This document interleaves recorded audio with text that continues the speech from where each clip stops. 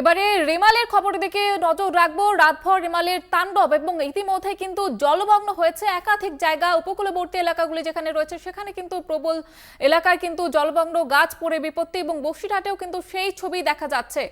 এবং বসিরহাটে এই মুহূর্তে কি পরিস্থিতি জেনে নেব, সরাসরি রয়েছে প্রতিনিধি সঞ্জিত চক্রবর্তী। সঞ্জিত, কি পরিস্থিতি বসিরহাটের?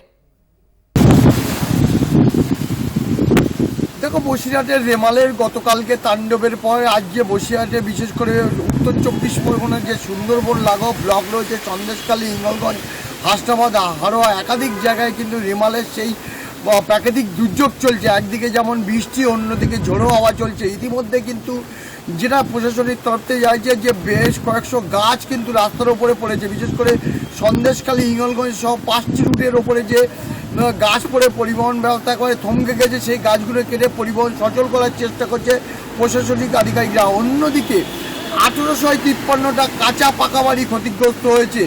পাশাপাশি যে 1 জুন অর্থাৎ শেষ দফার নির্বাচন রয়েছে, সেই নির্বাচনে বসিরহাট লোকসভায় যে 38টা যে পোলিং স্টেশন, সেই পোলিং স্টেশন ক্ষতিগ্রস্ত হয়েছে। এবং এছাড়াও বিশেষ করে 48টা বিভিন্ন জায়গায় ক্ষতিগ্রস্ত হয়েছে। সব মিলে পাশাপাশি নদীবাঁধ একাধিক জায়গায় ক্ষতিগ্রস্ত হয়েছে। প্রশাসনের তরফে সেটা যুদ্ধকালীন তৎপরতায় সেই কাজ শুরু করেছে। ইতিমধ্যে সময় যত যাচ্ছে তত রেমালের তাণ্ডবের ক্ষতির পরিমাণ বাড়ছে। দুপুর 12টা পর্যন্ত বসিরহাট মহকুমা শাসকের দপ্তরের কন্ট্রোল রুম থেকে জানা যাচ্ছে নির্দিষ্ট হবে এই ক্ষতির পরিমাণ। এছাড়াও প্রায় 2500 মানুষকে বিশেষ করে সন্দেশখালী এবং হিঙ্গলগঞ্জের যে নদীমাতৃক এলাকা রয়েছে, সেই এলাকা থেকে সরিয়ে নিয়ে গিয়ে একদম ত্রাণ শিবিরে রাখা হয়েছে। জেলেখালী হাই স্কুলে, হাসপাতালে, পূর্ণগড়ি প্রায় 2500 মানুষকে সেখানে যেমন ছোট বড় খাবারের সব রকম ব্যবস্থা করা হয়েছে।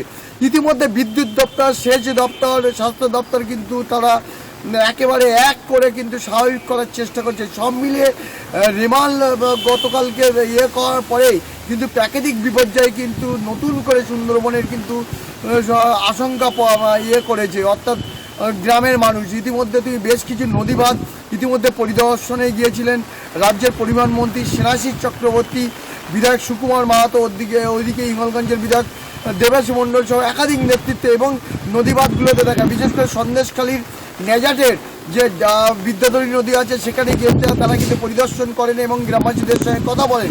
ইতিমধ্যে জাতীয় ও রাজ্য বিপর্যয় মোকাবেলা দল গাছ কেটে রাস্তা স্বাভাবিক করার চেষ্টা করছে এবং 48টা বিদ্যুতের খুঁটি পুরোপুরি ক্ষতিগ্রস্ত হয়েছে।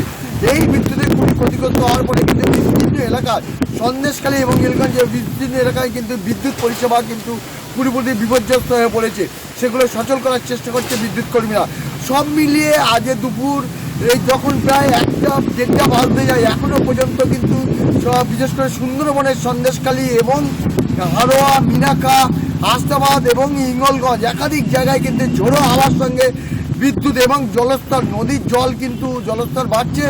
এবং ইতিমধ্যে যে ম্যানগ্রোভ, যে নদীর পাড়ে ম্যানগ্রোভ, সেগুলো খনন শুরু হয়েছে, মাটির তলা থেকে সরিয়ে কিন্তু সেদিকে হয়েছে। অন্যদিকে মৎস্যজীবী পরিবার তারাও ক্ষতিগ্রস্ত হতে পড়েছে এবং এই নিয়ে স্বাভাবিক করার চেষ্টা করছে জেলা প্রশাসনের পক্ষ থেকে। কিন্তু সব মিলে সময় যত যাচ্ছে রেমালের যে প্রাকৃতিক দুর্যোগ কিন্তু বৃষ্টি এবং ঝোড়ো হওয়া, সেই সঙ্গে দাপটের সঙ্গে বইছে সুন্দরবনের বিস্তীর্ণ এলাকায়। জুইতা, একেবারে তুমি পরিস্থিতির দিকে নজর রাখো। আপাতত ধন্যবাদ জানাবো সঞ্জিত। বসিরহাট থেকে সরাসরি ছিল আমাদের প্রতিনিধি সঞ্জিত চক্রবর্তী। সেখানকার ছবি আপনাদের সামনে আমরা তুলে ধরলাম, আপনারা দেখতেই পেলেন সেখানকার পরিস্থিতি। একেবারে ইতিমধ্যে কিন্তু বিদ্যুতের খুঁটি উপড়ে পড়েছে, গাছ উপড়ে পড়ে প্রাকৃতিক দুর্যোগে কার্যত লণ্ডভণ্ড হয়ে গিয়েছে পুরো এলাকা। আপনারা দেখতে পাচ্ছেন নদীবাঁধ মেরামতির কাজ চলছে। প্রশাসনের তরফ থেকে কিন্তু সব রকম ব্যবস্থা করা হয়েছে। এবং যদিও গতকালই যেমনটা আপনাদের জানিয়েছিলাম যে আমফান আসে থেকে শিক্ষা নিয়ে এবারে কিন্তু আগে থেকে তৈরি ছিল প্রশাসন, এবং সেই মতোই কিন্তু জাতীয় বিপর্যয় মোকাবিলা দল সেখানে মোতায়েন করা হয়েছে। সেখানে উদ্ধার কাজ চলছে এখনো পর্যন্ত।